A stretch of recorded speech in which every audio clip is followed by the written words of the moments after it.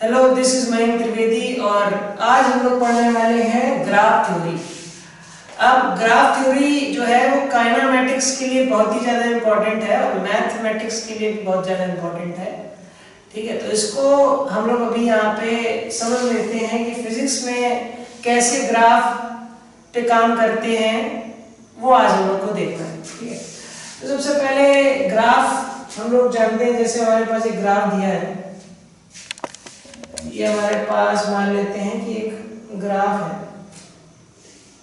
ये हमारे पास एक ग्राफ है, यहाँ पे इस पे y चल रहा है और इस पे x चल रहा है। ये y एक्सिस और ये x एक्सिस हमें ग्राफ पता है। ठीक है, अब अगर ये जो ग्राफ है, इस ग्राफ का अगर हम लोग स्लोप पूछते हैं तो इस ग्राफ का जो स्लोप होता है वो किसके बराबर होता है? इस ग्राफ का स्लोप जो होता है वो change in y upon change in x के बराबर होता है।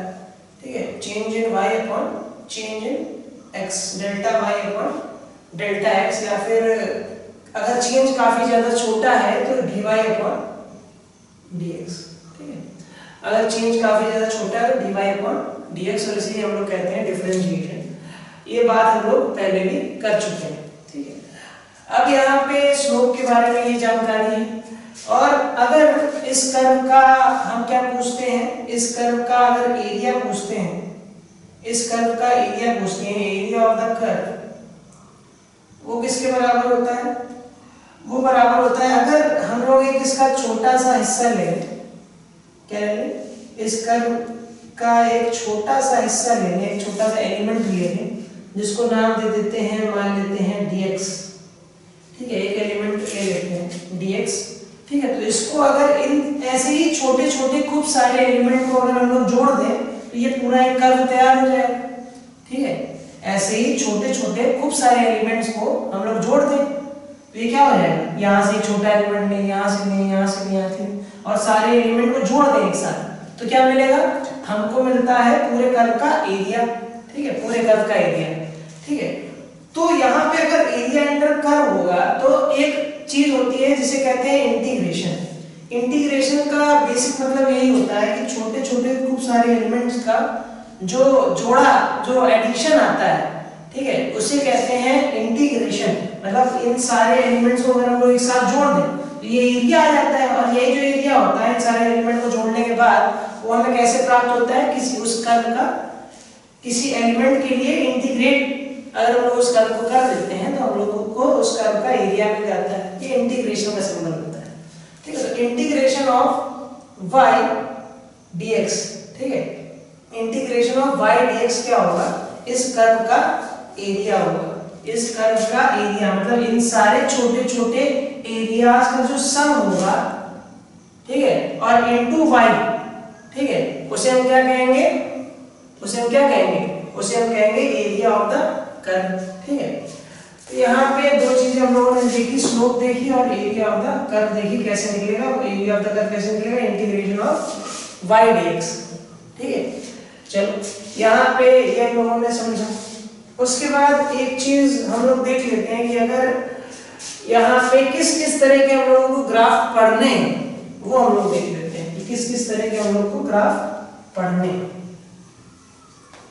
यहाँ पे फिजिक्स में मेनली तीन तरीके के ग्राफ पढ़ते हैं, जो कि उसमें से पहला जो ग्राफ है वो है xt ग्राफ, जिसे कहते हैं पोजीशन टाइम ग्राफ। उसके बाद हम लोग पढ़ते हैं vt ग्राफ, मतलब जिसे कहते हैं वेलोसिटी टाइम ग्राफ, और एक तीसरा ग्राफ होता है जिसे कहते हैं एक्सेलरेशन टाइम ग्राफ। इन्हीं तीन ग्राफ का हमें बेसिक काम है और ज्यादा कोई ग्राफ का काम नहीं। तो देखिए यहाँ पे जैसे xt ग्राफ हमें क्या बताता है? किसी की पोजीशन बताता है टाइम के रिस्पेक्ट में। मतलब टाइम जैसे जैसे बढ़ रहा है तो उसकी पोजीशन में कैसे चेंज आ रहा है वो हमें क्या बताता है? xt ग्राफ बताता है। vt ग्राफ का बेसिक मतलब क्या है कि वेलोसिटी में कितना चेंज आया समय के साथ, ये हमें क्या बताएगा? vt ग्राफ बताएगा। उसके बाद at ग्राफ हमें क्या बताएगा? at ग्राफ हमें ये बताता है कि त्वरण मतलब एक्सेलरेशन में कितना चेंज आया। ठीक है, त्वरण में कितना चेंज आया वो बताता है हमें at ग्राफ। ठीक, अब कैसे कैसे हो सकते हैं मान लीजिए हमारे पास एक कर्व है, ठीक है, एक कर्व है, यहाँ पे y है और यहाँ पे t है, ठीक है, यहाँ पे xt भी ले सकते थे या yt ले लें, वो भी एक डिस्प्लेसमेंट टाइम कर्व है या फिर पोजीशन टाइम कर्व है। मान लेते हैं जो पोजीशन टाइम कर्व है ये ऐसा बना है, कैसा बना है, एक सीधी रेखा जो कि पैरेलल है, किसके, x एक्सिस के क्या है, पैरेलल है, मतलब समांतर, ठीक है। तो यहाँ पे मान लेते हैं इस जगह पे इसकी जो वैल्यू है वो है x नॉट, ठीक है, इस जगह पे क्या वैल्यू है, x नॉट वैल्यू, ठीक है। तो यहाँ से तुमको ये क्या पता चल रहा है, इस ग्राफ से क्या पता चल रहा है कि इसकी जो पोजीशन है वो समय के साथ चेंज नहीं हो रही है, हर समय इसकी पोजीशन क्या है, x नॉट, ठीक है। और शुरुआत कहाँ पे था, शुरुआत में कहाँ पे था, t बराबर 0 पे कहाँ पे था, x नॉट पे था, और t बढ़ता चला जा रहा है तब भी वो x नॉट पे है। इससे हम लोग क्या कह सकते हैं कि जो भी पार्टिकल रहा होगा वो रुका हुआ होगा, मतलब विराम अवस्था में होगा या फिर रेस्ट में होगा। इस ग्राफ से हम लोग ये बता सकते हैं। उसके बाद हमारे पास ये जो ग्राफ है, अगर ऐसा होता, हमारे पास अगर ये ग्राफ कुछ ऐसा होता, ये पोजीशन और ये टाइम, हमारे पास ग्राफ कुछ ऐसा होता, तो यहाँ पे इस ग्राफ के अकॉर्डिंग हम लोग ये देख सकते हैं कि इस ग्राफ की जो स्लोप है, स्लोप मतलब एंगल जो बना रहा है हॉरिजॉन्टल के साथ, ठीक है, वो क्या बना रहा है, हमेशा थीटा है, हमेशा एक ही एंगल, एक ही तरह का एंगल है, ना एंगल बढ़ रहा है ना एंगल घट रहा है, मतलब हर जगह इसका एंगल क्या है, सेम है, ठीक है। इसका मतलब क्या है कि इस जगह इसकी स्लोप कांस्टेंट है, क्या कांस्टेंट है, स्लोप कांस्टेंट, क्या कांस्टेंट है, स्लोप कांस्टेंट है, क्योंकि एंगल नहीं चेंज हो रहा है, एंगल नहीं चेंज होगा तो tan थीटा नहीं चेंज होगा, और tan थीटा इज क्या, tan थीटा इज स्लोप, ठीक है। तो इसका मतलब इसकी स्लोप कांस्टेंट है, मतलब स्लोप चेंज नहीं हो रही है, ठीक। अब स्लोप चेंज नहीं हो रही है और ये पोजीशन टाइम ग्राफ है, तो पोजीशन टाइम ग्राफ की स्लोप हमें क्या देती है, पोजीशन टाइम ग्राफ की स्लोप लिखेंगे तो क्या आएगा, चेंज इन x और चेंज इन टाइम, मतलब change in position upon change in time, और पोजीशन में चेंज टाइम के साथ is what, is called velocity, is called velocity मतलब वेग, ठीक है। पोजीशन में जो चेंज होता है टाइम के साथ उसे क्या कहते हैं, वेलोसिटी, और यही जो होती है इसे हम लोग स्लोप कहते हैं, ठीक है।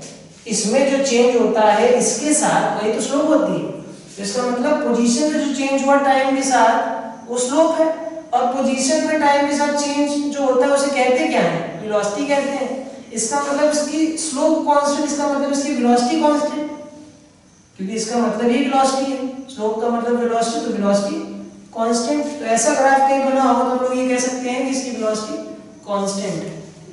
अगर ये ऐसा ग्राफ था तो इसमें तो ढाल थी ही नहीं, इसमें कोई भी ढाल नहीं है, बिल्कुल सीधा ग्राफ है, ना तो कहीं झुकाव है ना तो कहीं चढ़ाई है ना। तो इसका मतलब इसकी स्लोप 0 है, इसका मतलब इसकी वेलोसिटी 0 है, क्योंकि पोजीशन टाइम ग्राफ की स्लोप क्या देती है, वेलोसिटी देती है। तो इसका मतलब इसकी वेलोसिटी क्या है, इसकी वेलोसिटी 0 है। और ये भी समझ सकते हो रेस्ट पे है, रुका हुआ है, तो इसका मतलब उसकी वेलोसिटी 0 है। ऐसे भी समझ सकते हो कि इसकी स्लोप 0 तो इसकी वेलोसिटी 0। उसके बाद यहाँ पे देखो, यहाँ पे क्या होगा, इसकी स्लोप कांस्टेंट तो वेलोसिटी कांस्टेंट, ठीक। अब देखिए एक चीज आपको और आनी चाहिए, एक चीज क्या आनी चाहिए कि जो ग्राफ होते हैं वो मेनली आपको 3 तरह के ग्राफ मिलेंगे, ठीक है। कैसे ग्राफ मिलेंगे, और आपको 3 से 4 तरीके के ग्राफ मिलेंगे, 4 तरीके के ग्राफ मिलेंगे, ठीक है। पहला ग्राफ आपको कुछ ऐसा मिल सकता है, मतलब एक सीधी रेखा, ठीक है। इसमें आप क्या कह देंगे कि इसकी स्लोप 0, ठीक है। इसमें क्या है, इसमें क्या है, स्लोप क्या है, 0, क्योंकि चेंज नहीं हो रही है समय के साथ, वैसे ही है, ठीक है। उसके बाद आपको कैसा ग्राफ मिल सकता है, आपको ग्राफ ऐसा मिल सकता है जिसकी स्लोप कांस्टेंट, मतलब स्लोप बदल नहीं रही है, स्लोप है लेकिन बदल नहीं रही है, हर पॉइंट पे स्लोप उतनी ही है। तो इसका मतलब स्लोप क्या है, इसकी कांस्टेंट, ठीक। फिर उसके बाद आपको कैसा ग्राफ मिल सकता है, उसके बाद आपको ऐसा ग्राफ मिल सकता है, एक ऐसा ग्राफ मिल सकता है और एक ऐसा ग्राफ मिल सकता है। अब ये कैसे ग्राफ हुआ? अब देखिए यहाँ पे अगर आप देखना चाहें तो किसी पॉइंट पे, इस पॉइंट पे देखें तो इस पॉइंट पे मान लीजिए एंगल कितना है? थीटा। इस पॉइंट पे मान लेते हैं एंगल कितना है? मान लो थीटा डैश। इस पॉइंट पे जो एंगल है वो क्या है? थीटा डबल डैश मान लेते हैं। तो यहाँ पे देखिए जैसे जैसे ऊपर बढ़ जा रहे हैं वैसे वैसे थीटा बढ़ रहा है। यहाँ पे थीटा कम है, छोटा है थीटा, यहाँ पे क्या है? थीटा बड़ा होता चला जा रहा है, बड़ा होता है, एंगल बड़ा होता चला जा रहा है। इसका मतलब थीटा बड़ा होता जा रहा है तो इसका सिंपल मतलब ये है कि tan थीटा बड़ा होता चला जा रहा है। tan थीटा बड़ा होता चला जा रहा है, इसका मतलब क्या है? स्लोप बड़ी होती चली जा रही है। इसका मतलब इसकी स्लोप कैसी है? इंक्रीजिंग स्लोप है। ठीक है, इसकी स्लोप कैसी है? इंक्रीजिंग स्लोप है। तो ऐसे ग्राफ की स्लोप कैसी होती है? बढ़ती हुई। ठीक है, ऐसा कभी ग्राफ दिया हो तो ये बढ़ती हुई स्लोप का ग्राफ है। तो इसकी स्लोप कैसी होगी? स्लोप बढ़ती हुई होगी, डिक्रीजिंग नहीं इंक्रीजिंग होगी। ठीक है, कैसी होगी? इंक्रीजिंग होगी। पहला ये पढ़ा कि स्लोप है ही नहीं, स्लोप जीरो। उसके बाद स्लोप कांस्टेंट, स्लोप तो है लेकिन कांस्टेंट है। तीसरा ग्राफ जो मिला आपको वो कैसे मिला? स्लोप बढ़ती हुई, स्लोप इंक्रीजिंग। एक चौथा ग्राफ देखो, यहाँ पे देखो, इस पॉइंट पे जो एंगल बन रहा है इतना बड़ा बन रहा है। ठीक है, इस पॉइंट पे गए तो इतना ऐसा बन रहा है, फिर इस पॉइंट पे गए तो और छोटा थीटा हो गया। तो ये वाला ग्राफ कैसा होगा? ये डिक्रीजिंग वाला ग्राफ हो गया। इसकी स्लोप डिक्रीज कर रही है क्योंकि थीटा डिक्रीज कर रहा है। थीटा डिक्रीज का मतलब क्या? tan थीटा डिक्रीज कर रहा है। tan थीटा मतलब क्या? स्लोप डिक्रीज कर रही है। इसका मतलब इसकी स्लोप कैसी है? इसकी स्लोप डिक्रीज करती हुई स्लोप है।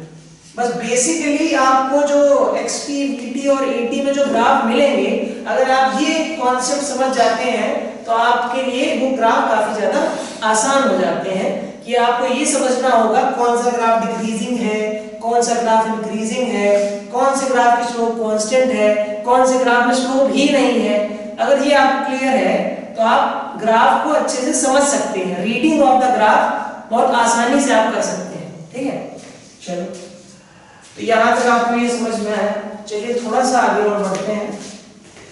यहाँ पे थोड़ा सा और आगे बढ़ना पड़ेगा।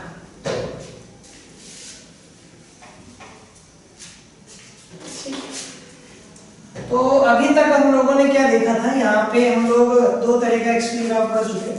ठीक है, अब XT ग्राफ मान लीजिए ऐसा बना है, XT ग्राफ मान लीजिए ऐसा बना है। ठीक है, कैसा बना है? ऐसा बना है। तो अब आपके दिमाग में तुरंत आएगा ये कैसी स्लोप है? इंक्रीजिंग वाली। ये स्लोप इंक्रीजिंग वाली, इसका मतलब इसकी वेलोसिटी कैसी होगी? इंक्रीजिंग वाली, क्योंकि XT ग्राफ की स्लोप क्या देती है? वेलोसिटी देती है। तो इसकी स्लोप इंक्रीजिंग है तो इसका मतलब इसकी वेलोसिटी इंक्रीजिंग है ना? इसकी वेलोसिटी इंक्रीजिंग है क्योंकि इसकी स्लोप इंक्रीजिंग है। स्लोप कैसी है? इंक्रीजिंग है। ठीक, क्योंकि अभी हम लोगों ने इंक्रीजिंग वाली स्लोप देखी थी कैसी। हर जगह एंगल बढ़ रहा है, यहाँ आते आते एंगल बड़ा हो गया है। इसका मतलब ये इंक्रीजिंग स्लोप का ग्राफ है, इस वजह से इसकी वेलोसिटी इंक्रीज कर रही है। उसके बाद अगर ग्राफ हमारे पास ऐसा होता, हमारे पास ग्राफ ऐसा होता, XT ग्राफ ऐसा होता, तो हम लोग क्या कहते थे कि इसकी जो स्लोप है वो घटती हुई है। इसका मतलब इसकी वेलोसिटी घटती हुई होगी। ठीक है, तो इस कर्व के हिसाब से हम लोग क्या कह सकते हैं कि इसकी वेलोसिटी घटती हुई है क्योंकि इसकी स्लोप घटती हुई है। ठीक है, क्योंकि इसकी स्लोप घटती हुई है। ठीक है, चलो इसके बाद हम लोग देख लेते हैं और चीजें।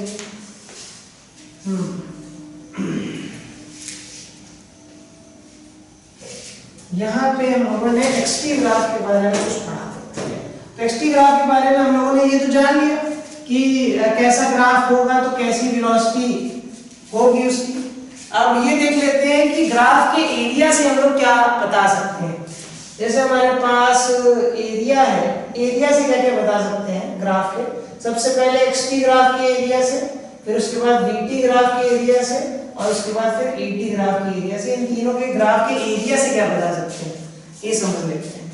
अगर हमारे पास कोई XT ग्राफ बना है तो XT ग्राफ के एरिया से हमको क्या पता चलता है? XT ग्राफ के एरिया से हमें कुछ नहीं पता चलता, तो इसका कोई भी उपयोग नहीं है। उसके बाद VT ग्राफ के एरिया से हमें क्या पता चलता है? वीटी ग्राफ के एरिया से क्या पता चलेगा? अच्छा देखिए, आप ही देखिए कि हमारे पास एक ग्राफ है, ठीक है, हमारे पास एक ग्राफ है, मान लीजिए कुछ ऐसा ग्राफ है, हमारे पास एक वीटी ग्राफ है। कैसा ग्राफ है? एक वीटी ग्राफ है, वेलोसिटी टाइम का ग्राफ है, और ये कुछ ऐसा ग्राफ दिया है, ठीक है। अगर हम इसका एरिया निकालते हैं, ये जो एरिया है इसका अगर एरिया निकालें तो इसका जो एरिया होता है वो हमें क्या देता है? इसका एरिया हमें देता है डिस्प्लेसमेंट। क्या देता है? इसका एरिया हमें क्या देता है? डिस्प्लेसमेंट देता है। क्या देता है? डिस्प्लेसमेंट देता है, ठीक है। या फिर क्या देता है? चेंज इन पोजीशन देता है। क्या देता है? चेंज इन पोजीशन, ठीक है, ठीक है। क्योंकि आप देखिए ग्राफ का एरिया निकालेंगे तो क्या करते हैं? दिस इंटू दिस, यही तो करते हैं। किसी का एरिया निकालते हैं तो क्या करते हैं? यहाँ पे अगर रेक्टेंगल होता है तो क्या करते हैं? v इंटू टी, वी पे जो वैल्यू होती है और टी पे जो वैल्यू होती है दोनों का मल्टीप्लीकेशन करते तो एरिया आता। और velocity into time is what? Displacement. Displacement is equal to क्या होता है? Velocity into time. इसका मतलब यहाँ पे जो एरिया होगा वीटी ग्राफ का वो हमें क्या देगा? डिस्प्लेसमेंट या फिर चेंज इन पोजीशन। उसके बाद अब आते हैं एटी ग्राफ के एरिया की बात करते हैं। एटी ग्राफ का जो एरिया होता है, एटी ग्राफ का जो एरिया होता है वो हमें देता है वेलोसिटी में चेंज कितना होगा। क्या देता है? वेलोसिटी में चेंज कितना होगा। क्या देता है? वेलोसिटी में चेंज कितना होगा, ये हमें क्या देता है? वेलोसिटी में कितना चेंज होगा, ठीक है। मतलब ये कह सकते हैं कि v final minus v initial, ये हमें क्या देता है? एरिया ऑफ एटी कर्व, ठीक है, एरिया ऑफ एटी, ठीक है। ये याद रखना है। एरिया क्या देता है, ठीक है, एरिया क्या देता है? एक्सटी ग्राफ का एरिया कुछ नहीं देता है, वीटी ग्राफ का एरिया डिस्प्लेसमेंट और चेंज इन पोजीशन देता है, और एटी ग्राफ का एरिया क्या देता है? वेलोसिटी में कितना चेंज हुआ ये देता है, ठीक है। ये तीन कॉन्सेप्ट आपको याद रखने हैं, ठीक है। अभी हम लोगों ने ये देखा कि स्लोप जो होती है एक्सटी ग्राफ की, अभी इससे पहले देखा था कि जो स्लोप होती है एक्सटी ग्राफ की वो हमें क्या देती है? वेलोसिटी देती है, ठीक है। तो अगर अब हम लोग बात करें वेलोसिटी टाइम ग्राफ की, अगर हम लोग बात करते हैं वेलोसिटी टाइम ग्राफ की, चलो वेलोसिटी टाइम ग्राफ में आते हैं। वेलोसिटी टाइम ग्राफ भी या तो ऐसा हो सकता है, ठीक है, या फिर वेलोसिटी टाइम ग्राफ कुछ ऐसा हो सकता है, या फिर वेलोसिटी टाइम ग्राफ कुछ ऐसा हो सकता है, या फिर वेलोसिटी टाइम ग्राफ कुछ ऐसा हो सकता है। और भी केसेस हो सकते हैं अलग अलग, लेकिन मेन जो केसेस हैं वो यही चार हो सकते हैं, ठीक है। इस केस में क्या है? ये वेलोसिटी और टाइम ग्राफ बना है और वेलोसिटी इसकी क्या है? कांस्टेंट है, ठीक है, वेलोसिटी बदल नहीं रही, हमेशा इसकी वेलोसिटी v नॉट, ठीक है। इसका मतलब इसमें क्या स्लोप है? क्या इसमें स्लोप है? नहीं, स्लोप इसकी जीरो है। अब इसकी स्लोप क्या देगी ये भी देख लेते हैं। स्लोप क्या देगी? इसमें जितना चेंज हुआ अपॉन इसमें जितना चेंज हुआ, इसमें कितना चेंज हुआ? डेल्टा v, और इसमें कितना चेंज हुआ? Delta t। अब ये बताओ वेलोसिटी में चेंज टाइम के साथ क्या होता है? Change in velocity upon time क्या होता है? एक्सेलरेशन होता है। इसका मतलब इसमें क्या है? Acceleration zero. इसका मतलब क्या है? इसमें एक्सेलरेशन जीरो, एक्सेलरेशन जीरो मतलब स्लोप जीरो है तो इसका एक्सेलरेशन जीरो। यहां पे देखिए ये हमारा वीटी ग्राफ में से दिया है, ठीक है। तो यहाँ पे देखिए कि इसकी स्लोप कांस्टेंट है। क्या है? अभी देखा था इससे पहले भी, ये कांस्टेंट स्लोप का ग्राफ है। कांस्टेंट स्लोप मतलब एक्सेलरेशन कांस्टेंट, ठीक है। अगर तुम्हारा किसका भी कहता है कोई पार्टिकल है जिसका एक्सेलरेशन कांस्टेंट है तो उसका ग्राफ कैसा बनेगा? तो ऐसा बनेगा। कोई पार्टिकल है जिसमें एक्सेलरेशन नहीं है तो उसका वेलोसिटी टाइम ग्राफ कैसा बनेगा? ऐसा बनेगा। कोई पार्टिकल है जिसका एक्सेलरेशन बढ़ता हुआ है, मतलब स्लोप इसकी बढ़ती हुई है ना, अभी देख चुके हैं इसकी स्लोप बढ़ती हुई है, इसका मतलब इसका एक्सेलरेशन बढ़ता हुआ है। यहाँ पे देखो इसका एक्सेलरेशन घटता हुआ है, ठीक है। तो हमको याद क्या रखना है? सबसे पहले याद रखना है कि एक्सटी ग्राफ की जो स्लोप होती है वो हमें वेलोसिटी देती है। एक्सटी ग्राफ का एरिया हमें कुछ नहीं देता है। वेलोसिटी टाइम ग्राफ की स्लोप जो होती है वो हमें एक्सेलरेशन देती है। वेलोसिटी टाइम का जो एरिया होता है वो हमें डिस्प्लेसमेंट या फिर चेंज इन पोजीशन देता है। ठीक, चलो ये तो समझ में आ गया। अब उसके बाद देख लेते हैं एक्सेलरेशन टाइम ग्राफ कैसा कैसा हो सकता है। देखो acceleration time graph, acceleration time graph कैसा कैसा हो सकता है, जाने कैसा हो सकता है। देखो यहाँ पे एक्सेलरेशन टाइम ग्राफ भी कुछ ऐसी 4 कथाएं बन सकती हैं एक्सेलरेशन टाइम ग्राफ में भी, और यहाँ पे ग्राफ ऐसा ऐसा ऐसा और ऐसा बन सकता है। तो यहाँ पे क्या है, स्लोप क्या है 0, यहाँ पे स्लोप क्या है कांस्टेंट है, यहाँ पे स्लोप कांस्टेंट है, यहाँ स्लोप क्या है, यहाँ पे स्लोप इंक्रीजिंग है और यहाँ पे स्लोप डिक्रीजिंग है।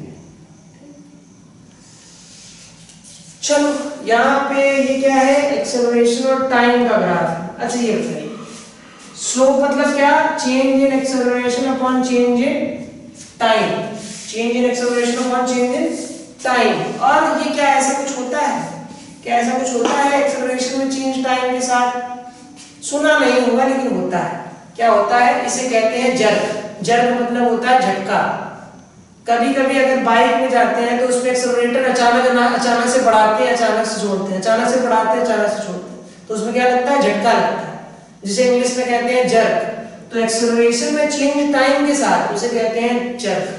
ठीक है, तो इसका क्या नाम होता है, इसे कहते हैं जर्क। ठीक है, तो यहाँ पे एक्सेलरेशन टाइम की स्लोप हमें क्या देगी, जर्क देगी। अगर हमारा एक्सेलरेशन हमेशा कांस्टेंट है, एक्सेलरेटर अगर हम लोग बराबर कांस्टेंट उससे ले रहे हैं तो हमें झटका नहीं लगेगा, झटका नहीं लगेगा। यहाँ पे क्या है, स्लोप कांस्टेंट, इसका मतलब एक्सेलरेशन चेंज नहीं हो रहा है, इसका मतलब इसमें जर्क नहीं है। ठीक है, इसमें जर्क नहीं है, इसमें जर्क है लेकिन कैसे जर्क है, कांस्टेंट जर्क है, बार बार तो नहीं झटका लग रहा है। यहाँ पे ये यहाँ पे झटका बढ़ता जा रहा है, थोड़ा झटका फिर बहुत ज्यादा झटका फिर और ज्यादा झटका, है ना। तो ये कैसा है, इंक्रीजिंग स्लोप है, इसका मतलब इसमें जो एक्सेलरेशन में चेंज हो रहा है टाइम के साथ ज्यादा बढ़ता हुआ है, बार बार बढ़ता हुआ। यहाँ पे एक्सेलरेशन में चेंज टाइम के साथ घटता हुआ है। ठीक है, हर समय के बाद एक्सेलरेशन में जो चेंज आ रहा है वो कम होता जा रहा है। ठीक है, तो ये बन गया। तो अगर हम लोग एक पूरा चीज बनाए कि किसकी स्लोप हमें क्या देती है और किसका एरिया हमें क्या देता है, तो हम लोग क्या बता सकते हैं। देखो यहाँ पे अगर हम लोग लिख दें xt, यहाँ पे लिख दें vt और यहाँ लिख दें at, तो xt की स्लोप यहाँ पे लिख दें स्लोप और यहाँ लिख दें एरिया। ठीक है, तो हम लोग ये कह सकते हैं कि xt ग्राफ की जो स्लोप है, xt ग्राफ की जो स्लोप है वो हमें क्या देती है, वेलोसिटी देती है। ठीक, xt ग्राफ का जो एरिया होता है वो हमें कुछ नहीं देता है। vt ग्राफ की जो स्लोप होती है वो हमें एक्सीलरेशन देता है। ठीक है, उसके बाद vt ग्राफ का जो एरिया होता है वो हमें डिस्प्लेसमेंट देता है। ठीक, उसके बाद at ग्राफ की स्लोप हमें जर्क देता है। at ग्राफ का एरिया हमें वेलोसिटी में चेंज देता है, वेलोसिटी नहीं देता है, वेलोसिटी में चेंज देता है। ठीक है, वेलोसिटी चेंज देता है। ठीक है, तो अब तुम्हारे पास एक क्वेश्चन ये आ सकता है, क्वेश्चन आपके पास क्या आ सकता है कि हम ऐसा कौन सा ग्राफ बनाएं जो हमारे लिए सबसे ज्यादा सूटेबल।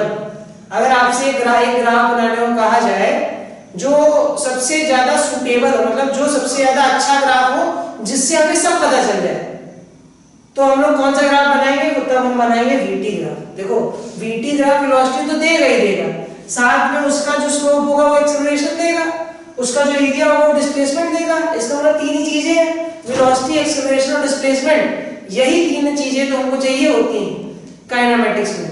तो हम लोग vt ग्राफ बना देंगे तो हमको ये तीनों चीजें पता चल जाएंगी, एरिया निकाल लेंगे, डिस्प्लेसमेंट बता देंगे, स्लोप निकाल लेंगे तो एक्सेलरेशन बता देंगे।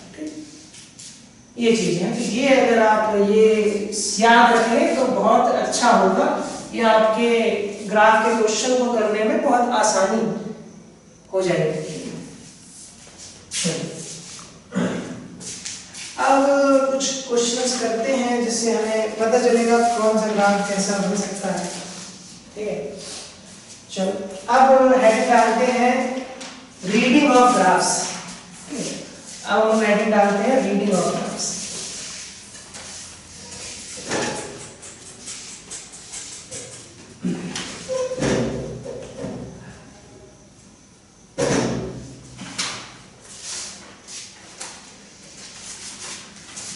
अब हेडिंग डालते हैं रीडिंग ऑफ ग्राफ।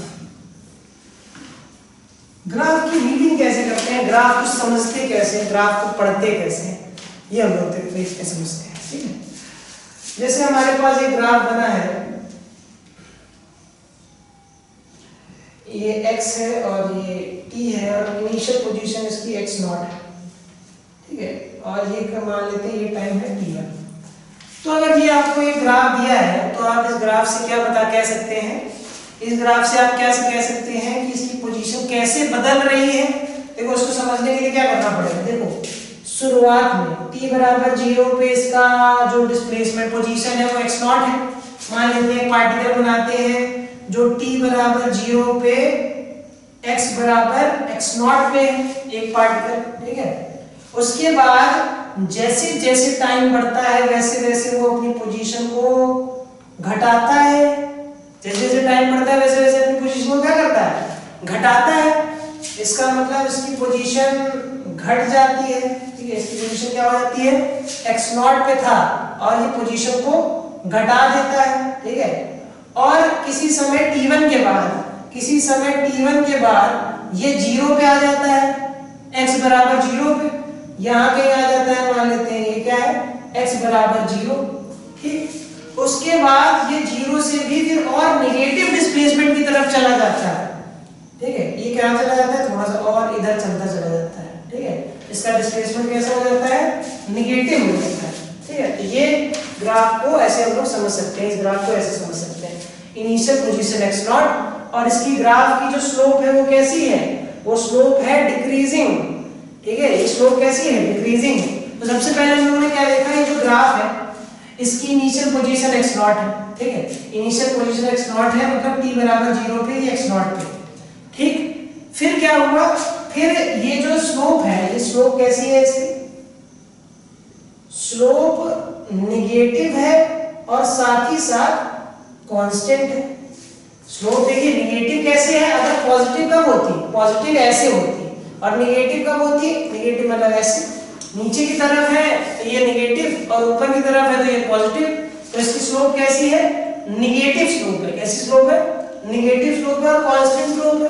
इसका मतलब इसकी वेलोसिटी तो कांस्टेंट होगी लेकिन नेगेटिव होगी, मतलब उल्टी दिशा में होगी, मतलब इस तरफ होगी। क्या होगी, इस तरफ होगी। वेलोसिटी कांस्टेंट तो होगी लेकिन इस तरफ होगी। ठीक है, और इसमें एक्सेलरेशन होगा नहीं क्योंकि वेलोसिटी कांस्टेंट है। हम लोग ऐसे सब पूरे ग्राफ को समझ सकते हैं। ठीक है, और क्या होगा कि किसी पॉइंट पे t1 पे जाके ये ग्राफ 0 पे पहुंचता है, t1 पे x बराबर 0 पे, उसके बाद ये नेगेटिव डिस्प्लेसमेंट करता है। चलिए, ये ग्राफ हो गया। अब हमारे पास एक और कुछ ऐसे ही ग्राफ है।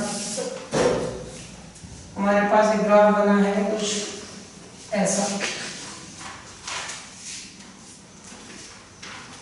हमारे पास ग्राफ बना है कुछ ऐसा। ये हमारे पास ग्राफ बना है, ये हमारा x है और ये हमारा t है और ये है टाइम t2 और ये है टाइम t। ये क्या है, 0। तो अब देखो इस ग्राफ को समझना है, ये ग्राफ कैसा है। तो ये ग्राफ हमको साफ साफ ये दिखा रहा है कि इसकी जो पोजीशन है, इसकी जो पोजीशन है वो कैसी है, बढ़ तो रही है। इसकी पोजीशन क्या है, इसकी पोजीशन बढ़ तो रही है, इसकी पोजीशन बढ़ रही है। ठीक है, इसकी पोजीशन शुरुआत में मान लो x0 पे था, t बराबर 0 पे ये x0 पे था, लेकिन जैसे जैसे टाइम बीत रहा है वैसे वैसे इसकी पोजीशन बढ़ रही है, बढ़ रही है। ठीक है, इसकी पोजीशन बढ़ रही है तो मतलब इधर जा रहा है। ठीक है, ठीक है, एक पॉइंट पे जाके, लेकिन एक चीज बताओ कि अगर ये पोजीशन तो बढ़ रही है लेकिन इसका जो वेलोसिटी है वो क्या है, घटती हुई है। देखो इसकी स्लोप कैसी है, ऐसी ऐसी। हम लोगों ने ग्राफ देखा था ना, ऐसा ऐसा वाला, ये कैसा ग्राफ, ये डिक्रीजिंग स्लोप का ग्राफ। यहाँ पे हम लोगों ने जब xt ग्राफ देख रहे तो यहाँ पे वेलोसिटी डिक्रीजिंग थी, इसका मतलब इस पॉइंट से आगे चलते चलते ये वेलोसिटी डिक्रीजिंग है। वेलोसिटी कैसी है, डिक्रीजिंग है। डिक्रीजिंग इन द सेंस क्या हुआ, वेलोसिटी इसकी कम होती जा रही है। क्या हो रही है, कम होती जा रही है। वेलोसिटी इस दिशा में तो है लेकिन कम होती जा रही है। कम कब होगी ये बताओ, कम तब होगी जब इसका एक्सेलरेशन इसकी उल्टी दिशा में होगा, तभी तो कम होगी, तभी तो कम। जैसे हम लोग किसी चीज को ऊपर फेंकते हैं, मान लीजिए ढक्कन है, इसको हम लोगों ने ऊपर फेंका तो कहीं पे जाके ऊपर जाके रुक गया, कहीं ऊपर जाके रुक गया ना, तो ये कहीं जाके रुक गया। इसका मतलब इसको ऊपर तो फेंका था लेकिन इसका एक्सेलरेशन नीचे होने की वजह से इसकी वेलोसिटी ऊपर जाते जाते कम हो गई। ठीक है, तो इसका मतलब वेलोसिटी डिक्रीजिंग कब होगी, जब इसका एक्सेलरेशन उल्टी दिशा में होगा। इसका मतलब इसका एक्सेलरेशन उल्टी दिशा में है। और अगर इसके साथ ऐसा हुआ है कि एक पॉइंट पे जाके इसकी वेलोसिटी जीरो हो गई है, तो इसके साथ भी कुछ ऐसा हुआ है कि इसकी एक पॉइंट पे जाके इसकी वेलोसिटी जीरो हो गई और जीरो होने के बाद ये उल्टी दिशा में चलने लगा। ठीक है, इसका मतलब ये किसी पॉइंट तक आगे तक जाएगा और यहाँ पे मान लेते हैं इसकी वेलोसिटी जीरो हो जाती है। किस पॉइंट पे जीरो होगी, t1 पॉइंट पे। ठीक है, क्योंकि इसी पॉइंट के बाद ये अपनी पोजीशन को देखो वापस से रिपीट करने लगा, ये अपनी पोजीशन को वापस से रिपीट करने लगा। ठीक है, मान लेते हैं यहाँ पे कहीं x2 पे था, फिर x2 को वापस से क्या करने लगा, फिर x2 से फिर वापस से आने लगा, उसी पोजीशन को बार बार रिपीट करने लगा। ठीक है, पहले ऐसे गया था यहाँ तक, फिर उसके बाद उसी पोजीशन को अब रिपीट कर रहा है। देखिए ये तो उसी पोजीशन को रिपीट कर रहा है। इसका मतलब क्या हुआ, ये वैसे ही मोशन है जैसे कोई चीज ऊपर गई और ऊपर से फिर से नीचे आई। इसका मतलब इसकी वेलोसिटी की दिशा बदल गई। यहाँ से वेलोसिटी की पहले वेलोसिटी की दिशा इस तरफ थी, लेकिन यहाँ जब वेलोसिटी जीरो हो गई उसके बाद वो नीचे आने लगा। इसका मतलब पहले वेलोसिटी ऐसे थी, बाद में वेलोसिटी ऐसे हो गई। इसका मतलब वेलोसिटी अब कैसे चलने लगेगा, अब ऐसे चलने लगेगा और इधर चलता रहेगा। ठीक है, चलता रहेगा चलता रहेगा चलता रहेगा चलता रहेगा चलता रहेगा।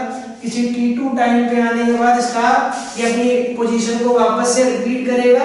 ठीक है, मतलब t2 टाइम पे अपनी पोजीशन को वापस से रिपीट करेगा और फिर से ये नेगेटिव की तरफ भागने लगेगा। ठीक है, तो इस ग्राफ को हम लोग ऐसे रीड करेंगे। ठीक है, तो ग्राफ रीड करना बहुत आसान होता है। ठीक है, खाली आपको बेसिक से कॉन्सेप्ट आपके दिमाग में होने चाहिए और आप पूरे ग्राफ को रीड कर देंगे, अपने आप बता देंगे कैसे वो चल रहा होगा। ठीक है, चलिए एक ग्राफ और कर लेते हैं, इसके बाद अगले चीज नेक्स्ट लेक्चर में करेंगे। चलिए हमारे पास एक बहुत सुंदर सा एक और ग्राफ है।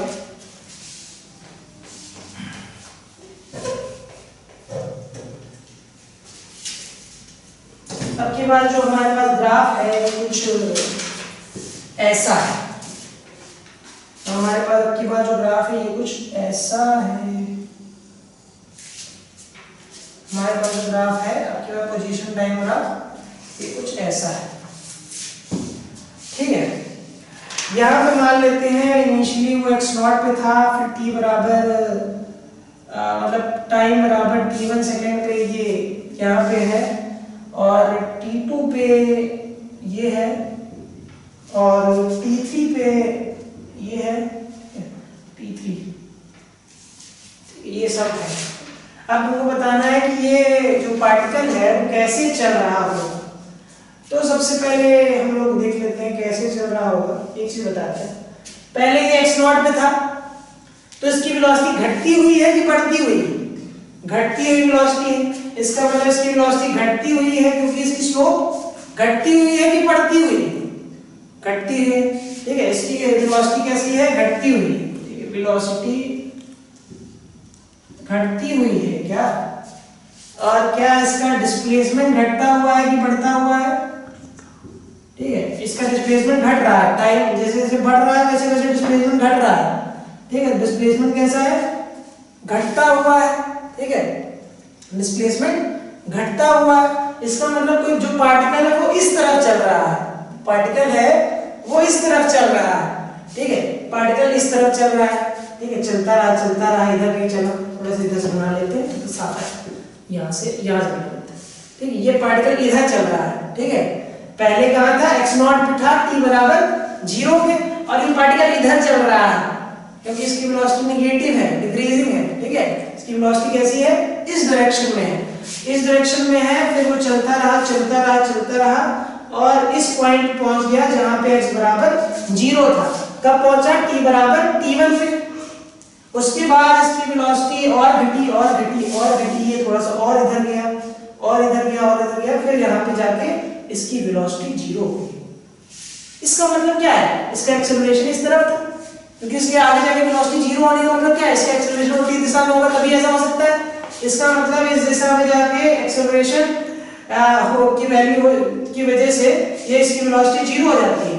वेलोसिटी 0 होने के बाद ये पलटेगा, वेलोसिटी 0 होने के बाद पलटेगा, वेलोसिटी कब 0 होगी, किस टाइम पे, इस टाइम पे 0 होगी, क्योंकि इसी टाइम के बाद वेलोसिटी की दिशा बदल गई है ना। तो इसका मतलब ये जो टाइम होगा वो t बराबर t2 होगा और इसके बाद ये इधर चलने लगेगा, ठीक है। इसके बाद ये एक्सेलरेशन की दिशा में चलने लगेगा और वेलोसिटी पॉजिटिव हो जाएगी। तो ऐसे हमको ग्राफ को समझना है।